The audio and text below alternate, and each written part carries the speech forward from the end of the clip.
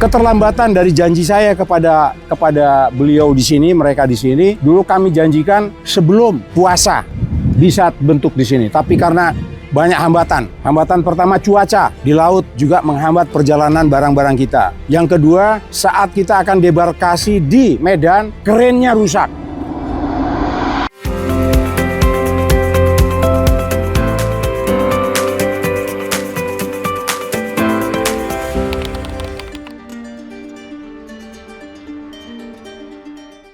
Tahun 2020 kita tuh udah memprediksi bahwa akan ada bencana besar di Batang Toru. Dari dampak deforestasi sama situasi cuaca ekstrim yang semakin banyak di wilayah Asia Tenggara. Ini kan sebenarnya catatan-catatan panjang sains gitu ya. Philippines, Thailand, tahun ini ya Philippines, beberapa bulan lalu Philippines kan, typhoon. Kita lihat intensitas hujan yang semakin besar di wilayah Sumatera, di wilayah sekitar ini. Kalau deforestasinya besar, bencana itu hanya tinggal menunggu waktu. Saya ngomong ini tahun 2020. Masih ada YouTube-nya, masih ada, saya cek ya, masih ada pemberitaannya. Waktu kita ngomongin deforestasi masif di wilayah Batang Toru. Dan hari ini kejadian gitu ya. Jadi sains sudah mengingatkan dan banyak orang sudah mengingatkan terhadap wilayah ini sebenarnya, kerentanan ekosistem. Banyak data sebenarnya, terbuka sekali kalau dilihat. Ada 11 juta hektar hutan primer Indonesia hilang dalam 22 tahun. Peringatan banyak dilakukan, makanya sering ada forum-forum internasional. Tapi menurut Anda kenapa pemerintah tampaknya kurang peka, nggak mau tahu atau gimana? Bahkan dokumen pemerintah sendiri bilang ada namanya volume nursing tentang deforestasi ya, tentang penurunan emisi dari sektor dari sektor kehutanan. Kalau kita mau mencapai penurunan emisi, maka ada kok bisa dibilang seperti kuota deforestasi ya. Bahwa kita tidak boleh melebihi deforestasi lebih dari sekitar 2 jutaan gitu ya. Kalau kita runut dan kita hitung aktual deforestasinya, sebenarnya kita tuh udah minus sekitar 143.000 dari capaian target deforestasi yang harusnya tidak ada. Walaupun ini lucu ya, Indonesia menetapkan kuota deforestasi. Kenapa bisa begitu? Karena kita memungkinkan terjadinya deforestasi secara legal di Indonesia. Ada hutan-hutan di dalam konsesi yang memungkinkan dia untuk terdeforestasi. Dan itu terjadi di 3 provinsi Sumatera. Sumatera yang tiap tahun paling besar deforestasi di Indonesia itu selalu Kalimantan. Lalu diikutin wilayah Papua, lalu kemudian wilayah Sumatera. Dulu beberapa 10 tahun atau 20 tahun lalu itu wilayah Sumatera, lalu kemudian bergeser ke Kalimantan dan saat ini bergeser ke Papua. Baru-baru ini Menteri Kehutanan dan Raja Juli ya, bahkan Pak Julhas mempostingnya menyatakan bahwa karena di Kemenkopangan akan melepaskan kawasan hutan di Papua itu sekitar 400.000 hektar, hampir 500.000 hektar. Itu angka yang besar. Kalau dia dilepaskan sebagai kawasan hutan, memungkinkan dia untuk terdeforestasi. Angka 400 hampir 500.000 hektar itu, angka deforestasi 1 tahun 2024 itu hampir 300.000. Kita ngomongin 300.000 ini kayaknya kecil banget gitu ya. Padahal 300.000 ini adalah angka yang sangat besar sekali. Besar sekali angka 300.000. Kalau membayangkan, sulit membayangkannya ya. Dulu kita pernah ngambil footage deforestasi di Kalimantan Tengah. Programnya Pak Prabowo nih, waktu dia masih jadi Kemhan. Yang gagal itu ya. Yang menggantikan pohon menjadi singkong. Dan singkongnya sampai sekarang gak ada. Sebenarnya kita bisa nuntut tuh sama Pak Prabowo ya. Itu luasannya 700 hektar, bukan 700.000 ya. Bayangkan seluas 700 hektar tuh seluas itu gitu. Jadi berkali-kali lipat dari itu sebenarnya terjadi. Sumatera sendiri, Pulau Sumatera tahun 2024 itu kehilangan hampir 90.000 hutan. Meningkat hampir 3 kali lipat dari tahun 2023. Itu sekitar 33.000. Itu angka yang besar. Dan Indonesia itu di dalam forum-forum internasional itu diminta selalu untuk berkomitmen. Karena apa? Karena kita itu salah satu dari 3 negara dengan hutan alam paling besar. Setelah Brazil, Amazon, Kongo Basin, lalu Indonesia. Dan saat ini tinggal Papua. Jadi yang bergantung terhadap hutan Indonesia itu nggak cuma orang Indonesia. Yang bergantung terhadap hutan Indonesia adalah seluruh makhluk yang hidup di bumi ini itu bergantung sama hutan Indonesia. Jadi Mas Iqbal, kembali ke Sumatera, deforestasi hutan yang terjadi sehingga mengurangi lahan hutan, itu karena apa? Lebih banyak kegiatan yang legalnya atau ilegalnya? Kalau dari sisi skala besar, perbuatan deforestasi paling besar itu dari hutan tanaman industri, lalu kemudian perkebunan kelapa sawit, lalu kemudian tambang. 3 ini adalah industri berbasis lahan penyumbang deforestasi terbesar di Indonesia. Bahkan kita sampai sekarang itu masih ada hutan-hutan tersisa di dalam konsesi ini. Nah, inilah yang kita minta sebenarnya kepada pemerintah, declare dong untuk menghentikan deforestasi. Karena apa? Karena paling tidak ada upaya mitigasi yang dilakukan oleh pemerintah, tidak tanggap darurat bencana saja. Karena ini akan menjadi lingkaran setan. Dari satu bencana ke bencana lain. Kalau kita tidak mengatasin root cause-nya, akar masalahnya, sampai seberapa besar uang yang akan kita keluarkan. Dan kita akan di situ-situ saja, nggak akan kemana-mana. Ekonomi nggak akan tumbuh. Gitu ya. Kerugian akan terus terjadi. Kita lihat misalnya tanggap darurat yang ada di Sibolga sekarang. Kerugiannya kan itu panjang sebenarnya. Karena mereka akan tidak berdagang yang tadinya berdagang. Yang tadinya ngantor akan tidak ngantor. Lumpuh kan, ekonomi semuanya lumpuh. Yang tadinya UMKM nggak akan ada. Dan itu sulit untuk bangkit.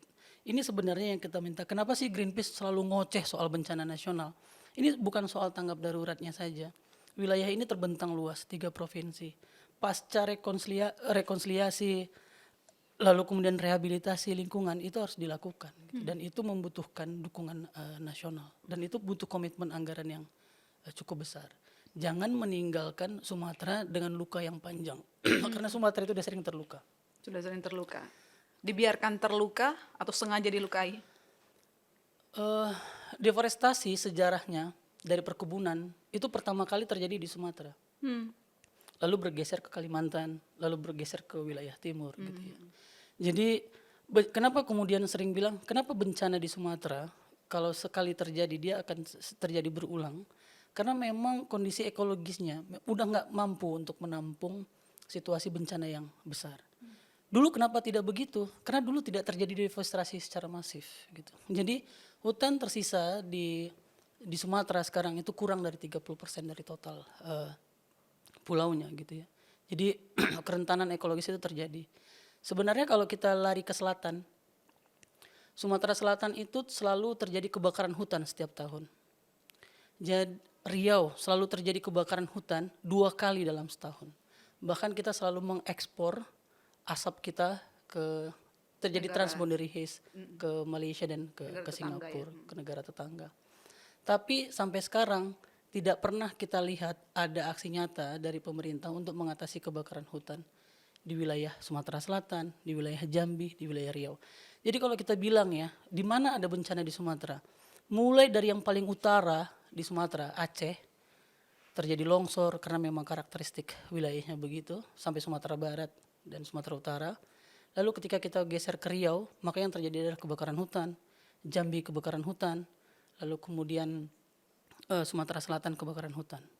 Sumatera Selatan itu wilayah deforestasi paling besar salah satunya, HTI dan mereka gambut. Dan itu perusahaan-perusahaan nasional atau bahkan multinasional terbesar itu ada di Sumatera. Bahkan di wilayah yang sekarang banjir itu banyak, ada 8 yang sekarang itu Pak Hanif bilang akan mengevaluasi ya. Kita hormat pada kejujuran Pak Hanif ya, Pak Menteri LH bilang bahwa kami tidak memprediksi, kan dia bilang kan bahwa pada saat mengeluarkan persetujuan lingkungan hidup mereka tidak membayangkan akan ada hujan sebesar ini.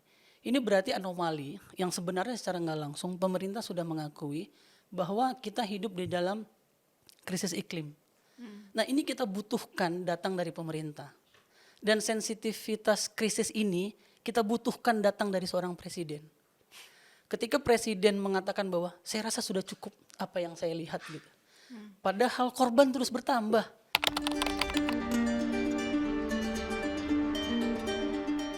Apa yang bisa membedakan mana kayu pohon yang baru ditebang dengan kayu yang memang lapuk? Biasanya kan ada ukuran seberapa dalam dia terendam oleh air kan. Dan yang kemarin kita lihat itu kan mengambang tuh banyaknya yang mengambang. Yang terlihatnya, saya tidak tahu di bawahnya. Teman Greenpeace gimana? Dan mungkin merespon jawaban ini lagi sih. Pertama itu kita lihat dari kalau dia terangkat karena banjir, maka masih ada akarnya. Satu. Kedua, kalau dia tumbang atau patah, maka patahnya nggak lurus. Kalau kita lihat dari pandangan mata dan beberapa teman-teman volunteer yang ke sana, itu potongan gergaji yang mereka lihat.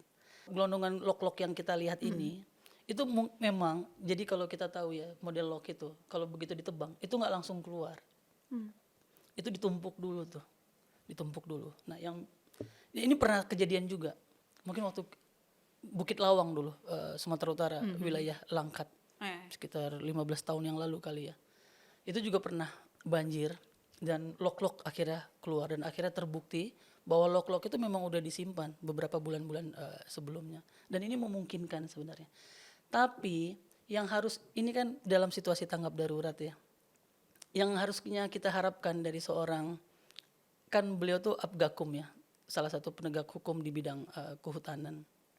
Dirjen Gakum harus bilang kan, harus sebenarnya kita akan telusurin dari mana ini berasal gitu. Jadi tidak cepat untuk menyimpulkan. Setelah disimpulkan kan baru dilihat, ya akan kami telusurin. Kenapa nggak dibalik? Kita telusurin dulu, kita lakukan kajian sejauh ini. Itu akan lebih menenangkan sebenarnya ketimbang membantah. Dan tahulah ya netizen sekarang, wah membela nih gitu. Jadi dan itu akhirnya menimbulkan kekisruhan. Kita berharap sebenarnya ada pola komunikasi yang penuh dengan empati dalam situasi yang kayak gini gitu ya. Dan kita harusnya mendapatkan itu dari pemerintah. Kenapa yang membuat kita tenang sebagai warga negara sebenarnya adalah kita percaya ada pemerintah yang sedang melakukan sesuatu. Kita berisik tentang apakah ini bencana nasional atau bencana daerah, karena kita nggak yakin pemerintah sedang bekerja, sehingga kita mendesakkan pemerintah, you need to do something, lo harus lakukan sesuatu kepada orang-orang yang ada di Sumatera gitu. Itu sebenarnya yang, nah dengan pernyataan-pernyataan kepala BNPB yang kayak gitu, lalu kemudian Pak Dirjen Gakum Kementerian Kehutanan ngomong begitu, itu menciptakan bahwa ini pemerintah bisa dipercaya atau enggak sih gitu.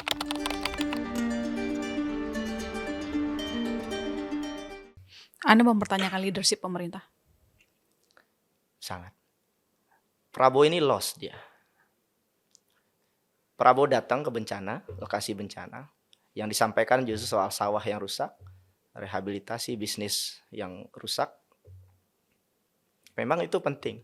Tapi di titik ini, 2 minggu pertama ini yang harus dilakukan adalah barang itu masuk ke lapangan. Obat-obatan itu masuk. Jangan hanya pencitraan. Banyak daerah itu nggak ada shelternya, rumahnya hilang.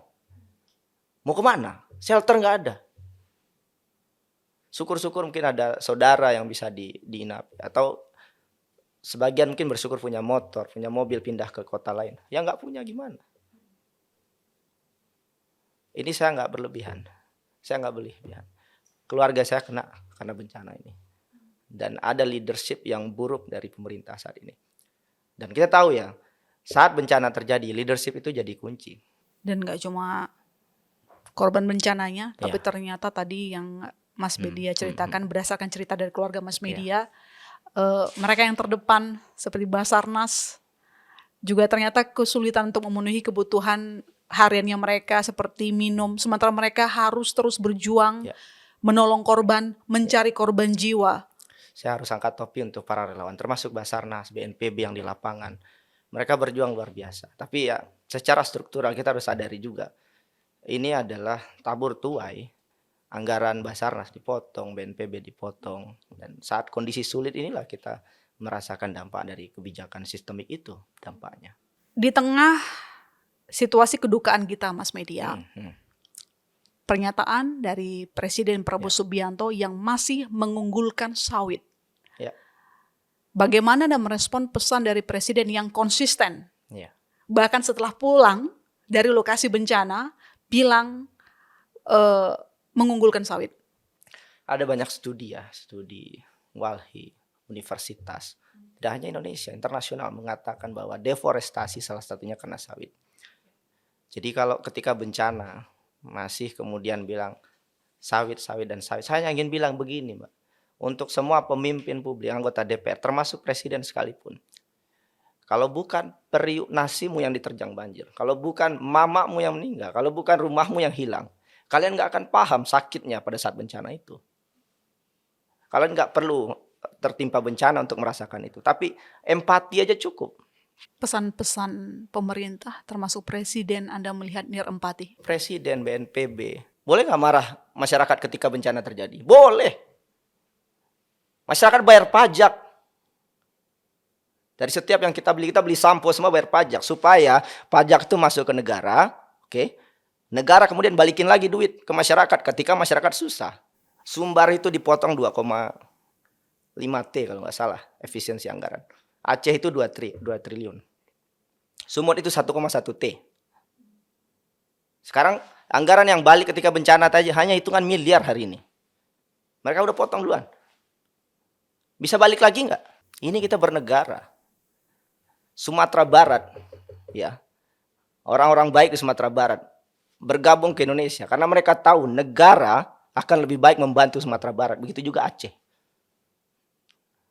Nah sekarang ketika sulit, negara bantu, Jakarta bantu. And no action. Semua yang dilakukan pemerintah di luar ekspektasi Anda. Ya pasti pemerintah akan bilang saya nyinyir aja. Semua yang mengkritik pemerintah hari ini akan dibilang nyinyir aja. Apa bantuanmu? Jadi Anda membaca apa dari presiden kemarin ke lokasi? Inkompeten. Saya harus jujur, Mbak. Saya ngajar di kampus, saya ngajarin manajemen bencana. Saya sekolah dengan baik supaya saya tahu teorinya. Sedih nggak? Saya sekolah jauh-jauh, kemudian orang Indonesia banyak yang pinter, banyak orang-orang hebat penanganan bencana di Indonesia ini. Ketika bencana terjadi, negara dikelola oleh orang seperti ini. Fair nggak? Nggak fair. Banyak orang-orang hebat, Mbak. Ex-BRR itu banyak sekali orang-orang hebat. Tapi siapa kepala BNPB-nya? Ya, kalau boleh berpesan ya, kumpulin orang-orang hebat ini, ex-BRR, orang-orang baik ya. Gantikan kepala BNPB, gantikan semua entitas penanganan bencana saat ini yang lambat ini. Saya didengar nggak? Nggak tahu. Mungkin nggak akan sampai juga pesannya ke Pak Prabowo. Jadi selama 2 minggu lebih masalah bencana Anda menilai belum teratasi dengan baik karena diisi oleh orang-orang yang tidak kompeten. Yes. Indonesia itu kejadian bencana 4.000, 5.000 kali, Mbak. Dan BNPB itu budgetnya cuma 1,43 T. Dan Jadi turun kalau lagi satu 2026 nanti. Yes. Dan satu kali bencana itu hanya ada duit 200 juta. Kalau sekarang sebesar ini terjadi ya, jelas daerah nggak akan sanggup, BNPB nggak akan sanggup. Ya paling kita akan mendengar berita menteri nanti akan menyalurkan sekian triliun. Cuman seberapa cepat uang ini sampai ke masyarakat. Nah di situ kita butuh leadership. Dan saat kita butuh leadership, kita butuh bos, kita butuh komando yang memimpin ini ya. Pak Prabowo kan ke Pakistan. Presiden ke Pakistan setelah sebelumnya ke lokasi. Pakistan itu masih ada negaranya. Tahun depan kita kunjungi Pakistan masih ada negaranya. Nggak mendesak untuk dikunjungi. Aceh itu bagian dari Indonesia. Sumatera Utara, Sumatera Barat bagian dari Indonesia. Saking ininya Mbak ya, masyarakat itu kadang nggak minta bantuan. Mereka dikunjungi aja itu sudah menghibur Mbak. Tidak hanya oleh presiden ya, tidak hanya oleh pejabat. Ada orang datang ke kampungnya, empati, mendoakan. Itu mereka sudah senang Mbak. Apalagi kalau ada yang bisa dibantu. Nah sekarang misalkan ada mobilisir masyarakat ya. Dari Riau, dari Sumatera Barat, mereka bantu. Juga nggak bisa. Jembatannya nggak ada. Siapa yang bisa bangun jembatan? Pemerintah.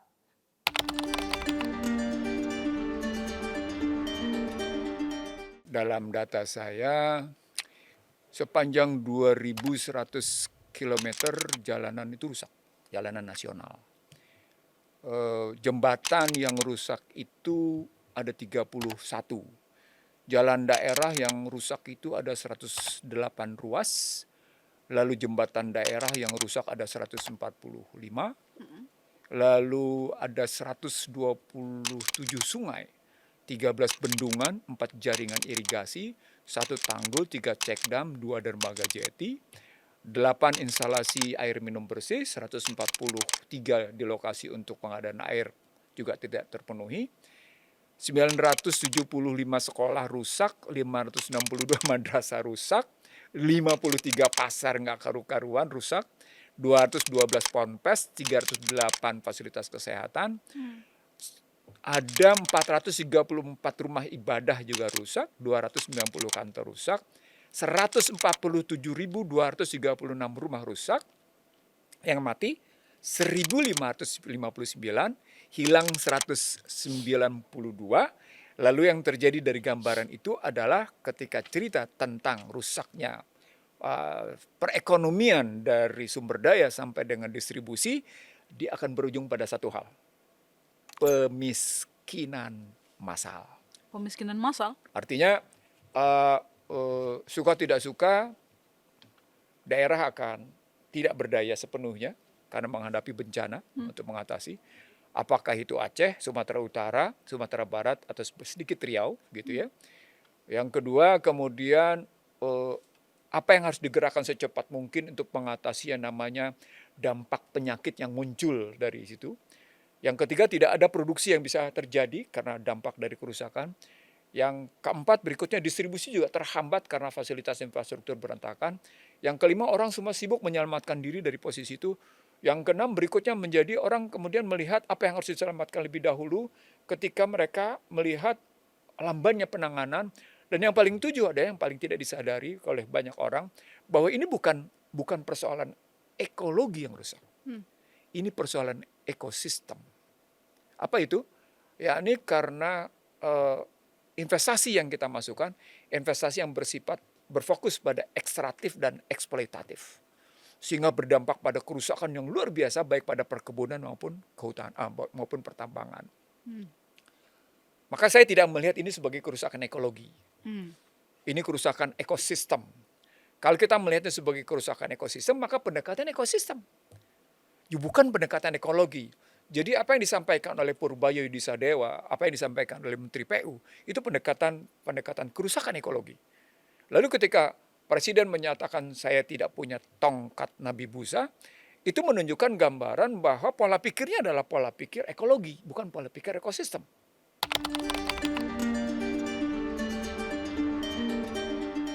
Penguasa, pemerintah dikendalikan korporasi. Betul. Dan ini dibiarkan, berjalan demikian. Bukan That's why dibiarkan, you say it ekosistem. Dikonstitusionalkan. Dikonstitusionalkan lewat pasal 6 ayat 2. Anda memberikan kesempatan pada partai politik yang tidak berdaya dan partai politik kerjasama dengan oligarki bisnis. Muncul yang saya bilang 29 penguasa di Indonesia. Ada 10 orang di oligarki bisnis, ada 9 orang di yang namanya oligarki politik, ada 9 orang yang ada di Mahkamah Konstitusi, ada 1 orang presiden, jumlahnya 29. That's it. Semuanya berkontribusi pada kesalahan. Suka tidak suka, setuju tidak setuju. Saya menggugat Undang-Undang 2507. Saya menggugat undang-undang tentang bagaimana kondisi perekonomian yang muncul merusak alam di Mahkamah Konstitusi. Tapi kan hakim konstitusi begitu mikirnya. Mereka tidak melihat dalam dimensi yang jauh lebih luas bahwa perilaku, model, pendekatan investasi yang ekstraktif dan eksploitatif adalah perilaku yang merusak ekosistem. Dan rusaklah ekosistem Indonesia.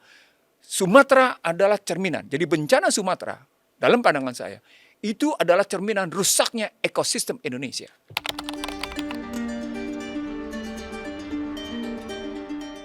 Pernyataan Prabowo Subianto di Papua akan dibangun lagi sawit, itu karena berkaitan target dengan B40 dalam rangka mengurangi emisi karbon. Nah, saya pindah ke sebentar.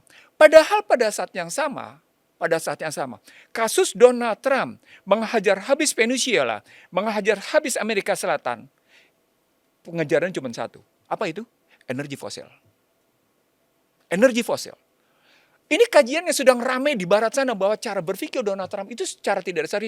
Dia jujur mengatakan bahwa dia tinggalkan sedikit demi sedikit yang namanya renewable energy. Dia masuk kembali lagi ke energi fosil. Dia hajar habis yang namanya cerita Amerika Latin. Dia buru yang namanya Greenland. Dia buru yang namanya Teluk Meksiko. Dia hajar Venezuela. Yang ujungnya adalah dia mencari cadangan minyak terbesar di dunia. Di mana adanya? Venezuela, bukan Saudi Arabia. Kita nggak boleh dong ikut-ikutan. Saya datang ke Rusia untuk belajar tentang bagaimana nuklir swasta. Loh, itu kan renewable energy. Sementara Indonesia kaya dengan renewable energy yang lain. Anda kaya dengan tenaga surya, Anda kaya dengan angin, Anda kaya dengan yang namanya sumber laut, putar laut.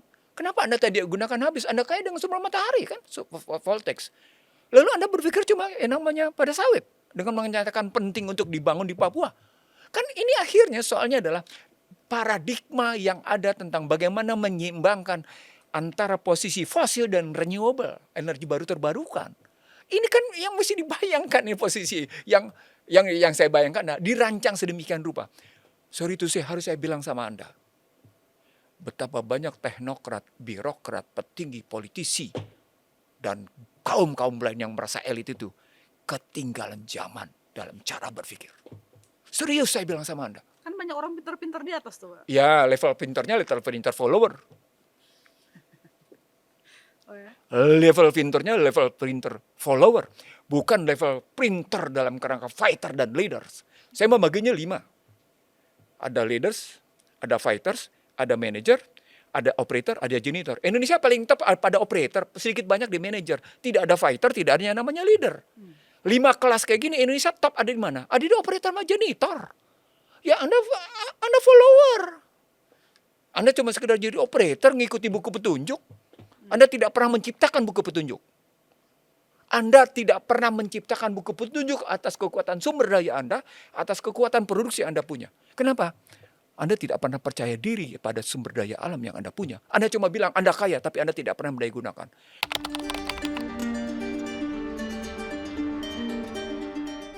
Uh, 60 triliun itu nggak ada apa-apanya dibanding kerusakan yang terjadi. Kan udah saya bilang. 60 triliun itu tidak ada apa-apanya dibandingkan kerusakan yang terjadi. Anda jangan cuma ngelihat kerusakan fisik dong. Anda mesti ngelihat juga kerusakan-kerusakan yang sifatnya kerusakan intangible damage dong. Kerusakan intangible. Jangan sekedar tangible damage istilahnya. Jangan physical damage. Gitu ya. Tapi Anda juga mesti lihat psychological damage yang terjadi. Psychological damage yang itu berkaitan nanti dengan yang namanya jangka panjang ke depan. Jadi jangka pendek memang kita perlu mengatasi bagaimana dampak dari kerusakan ini misalnya karena penyakit, karena kebutuhan makan, karena kebutuhan perumahan. Sekarang kalau pemerintah memang, sorry to say nih, ini kerjaan Ara Sirait nih. Kalau dia memang mau bicara tentang 3 juta rumah, kasih aja tuh rumah yang rusak. Bangunin di sana sekarang. Pusing tuh, kerjain aja sekarang di sana. Gak usah ngomong tentang yang lain dah, itu aja dulu diberesin. Paling tidak ya 20-30% dah kebutuhan rumah yang rusak itu dibangunkan kembali. Misalnya begitu, bisa nggak? Bisa. Alihkan itu. Rumah sakit yang katanya sekarang kita butuh yang namanya kehidupan dengan cek kesehatan sekarang supaya peningkat kualitas. Itu beresin rumah sakit di sana yang rusak. Itu contoh fasilitas kesehatan rusak. Itu contoh pindahkan semuanya ke sana. Rakyat Indonesia setuju nggak? Wong itu saudaranya kok. Aceh, Sumatera Utara, Sumatera Barat itu sama Riau itu saudaranya bangsa Indonesia yang lain. Maka ketika program-program pemerintah dipindahkan, itu tidak hanya 60 triliun.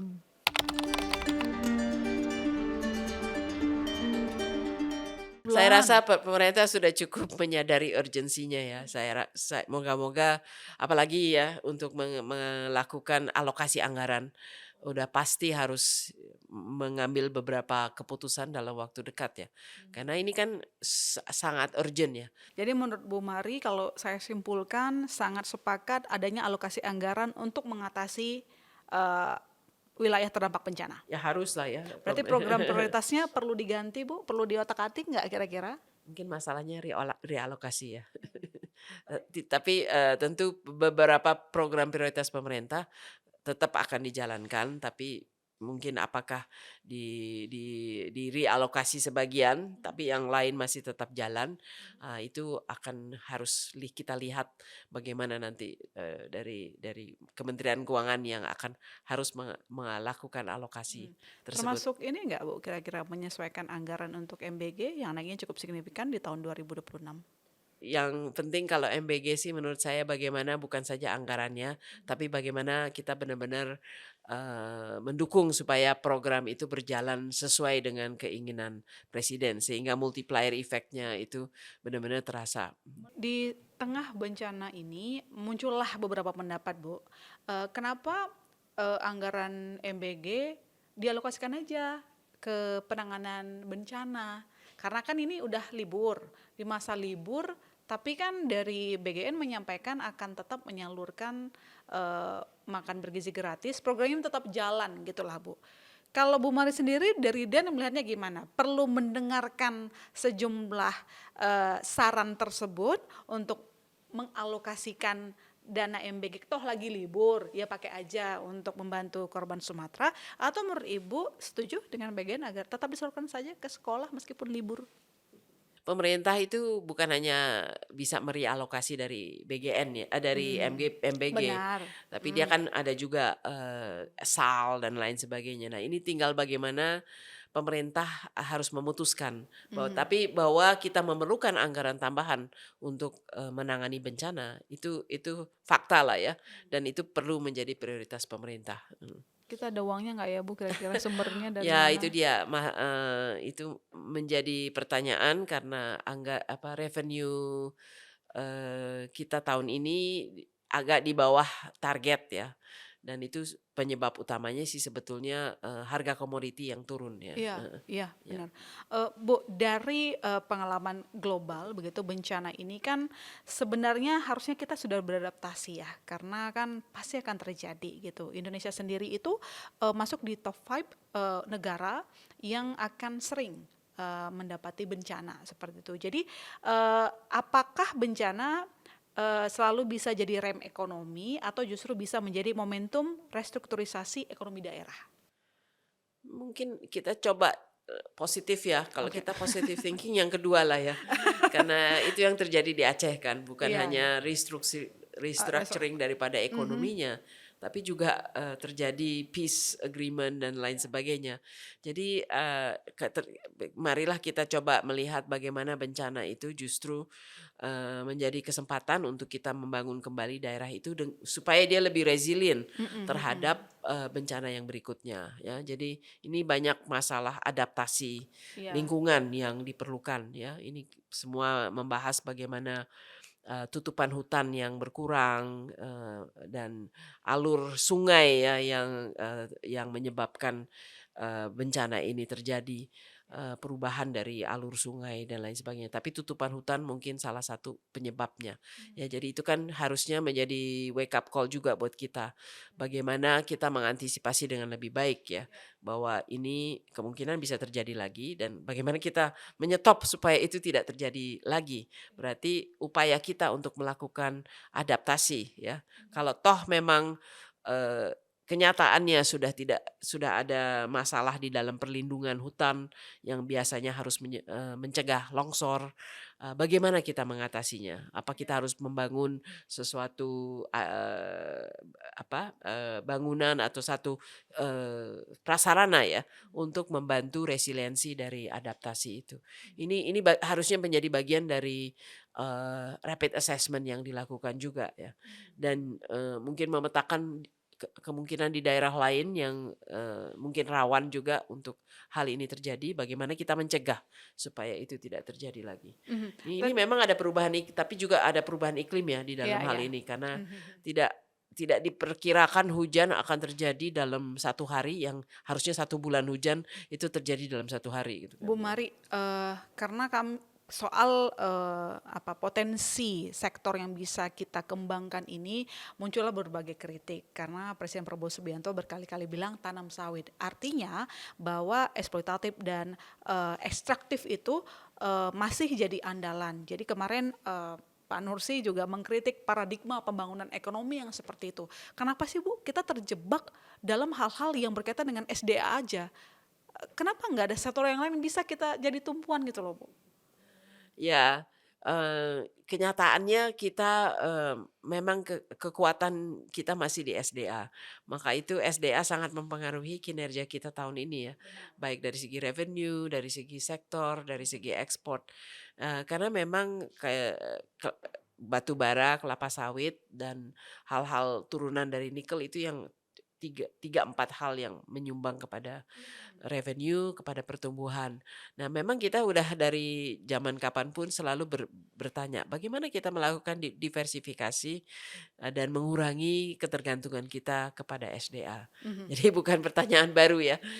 Dan kali ini menurut saya kita harus benar-benar bisa menjawabnya, karena ketergantungan kepada SDA itu ya banyak volatile, harga komoditi volatile, dan ya tadi ada kaitannya dengan penggunaan lahan ya.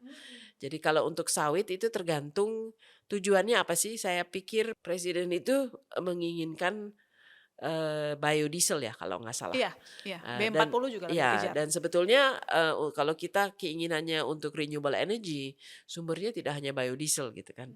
Ya, jadi mungkin pertanyaannya kalau memang tujuannya adalah itu, mungkin jawabannya bukan untuk meluaskan lahan untuk menanam sawit ya. Termasuk katanya tanam di Papua loh, Bu. Ya, tapi mungkin kita harus bisa jawab kan. Keinginan presiden apa sih? Ya, kalau bisa dijawab dengan langkah lain, mungkin dia akan juga menyadari bahwa langkah lain itu lebih baik ya. Jadi dua langkah lain adalah tentu satu meningkatkan intensifikasi dari produksi sawit yang udah ada saat ini ya. Jadi meningkatkan yieldnya, productivity-nya, dan itu masih ada room-nya karena kita masih di bawah Malaysia misalnya. Kedua, kalau kita bahas renewable energy atau energi terbarukan, sumbernya bukan hanya dari sawit kan, bisa dari sumber lain. Matahari, ya angin dan air dan banyak lainnya yang kita harusnya bisa kita gali ya, geothermal ya.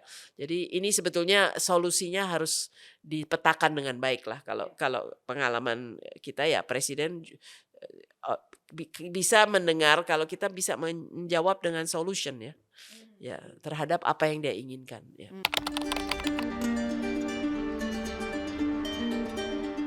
Pertama terkait dengan menghadapi ya bulan Ramadan dan nanti Hari Raya Idul Fitri, kita tadi sudah sepakat bahwa mereka yang masih ada di tenda pengungsian yang jumlahnya hampir 12 ribuan lebih ya, terutama di Aceh, itu bisa masuk di hunian sementara atau huntara itu sebelum Hari Raya Idul Fitri. Jadi mereka sudah bisa masuk ke huntara. Itu yang kita sepakati secara bersama-sama. Dan tadi dari Satgas Pemulihan dan Rekonstruksi pasca bencana juga mereka menyanggupi untuk melakukan itu. Ini yang pertama yang memang menjadi fokus perhatian kita semua. Dan juga terkait dengan soal bantuan-bantuan yang terkait dengan kehidupan mereka secara langsung. Jadi itu juga kita meminta untuk segera diselesaikan.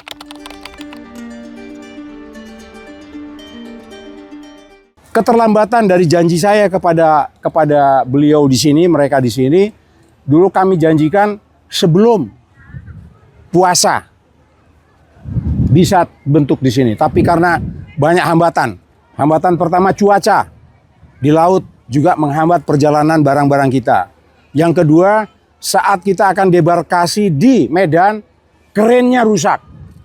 Tapi setelah itu tidak ada lagi. Jadi pada saat kita akan membangun itu terus berpikir, tanah di tempat rumahnya beliau, rumahnya itu tanahnya itu bisa dipakai nggak? Tidak boleh dipakai. Pertanyaan saya terus berikutnya, di mana kita bangun? Pak Bupati mengatakan, saya ada tanah pemerintah daerah yang bisa digunakan. Disediakanlah ini. Gitu ya, bahkan tanahnya cukup luas disediakan oleh Pak Bupati. Untuk yang ini di rumah ini hanya berapa hektar? 2 hektar ya. Hanya 2 hektar untuk bikin 100 rumah ini. Maka kami buatkan di sini. Kami menyadari mereka ini kan sudah alat perlengkapan perumahannya juga sudah hanyut semuanya. Maka juga kami sediakan di sini tempat tidurnya, bahkan dapurnya, sampai dengan kompor dan gasnya kami siapkan, sampai dengan kipas angin kita siapkan. Untuk supaya dia agak nyaman setelah dia bertahan di tempat kondisi darurat itu, juga sekarang sudah tidak melalui lagi hunian sementara, langsung membuat hunian tetap karena ada kemudahan soal tanah. Untuk daerah lain memang tanah harus dipersiapkan lebih lama lagi. Inilah yang membahagiakan kita di sini, dan alhamdulillah apa yang kita rencanakan diridhoi oleh Allah Subhanahu wa taala. Nyatanya bisa seperti ini. Mudah-mudahan kegiatan lain untuk kepentingan ini akan bisa juga segera kita buat. Tanda bukti bahwa negara cepat hadir ke sini. Ya. Ini hak pribadi jadinya Pak. Oh iya. Tanya sama Pak Bupati. Langsung pakai sertifikat. Betul. Langsung dipenggal-penggal bahkan. Supaya tidak ada persoalan lagi kelak. Dan juga jangan dijual nanti. Selain perabot mungkin listrik dari selama berapa hari Pak atau bahan Semuanya. Jadi sejak nol ini tanah biasa, diratakan semua, dirapikan sampai dengan bikin fondasi, memerlukan waktu 35 hari. Jadi 100 rumah lebih. Itu juga kenapa? Karena juga menggunakan tenaga kerja masyarakat di sini. Ya, bahkan sempat sampai menyentuh angka 300 orang warga di sini bekerja untuk membangun ini. Dan satu yang penting, rumah ini bisa dibangun oleh siapa saja. Dan masyarakat kita dengan mudah dia belajar langsung bisa mendirikan ini. Begitu hebatnya masyarakat kita untuk bisa menyelesaikan. Jadi sekarang punya kemampuan yang tadinya tidak punya kemampuan begini, dia tahu.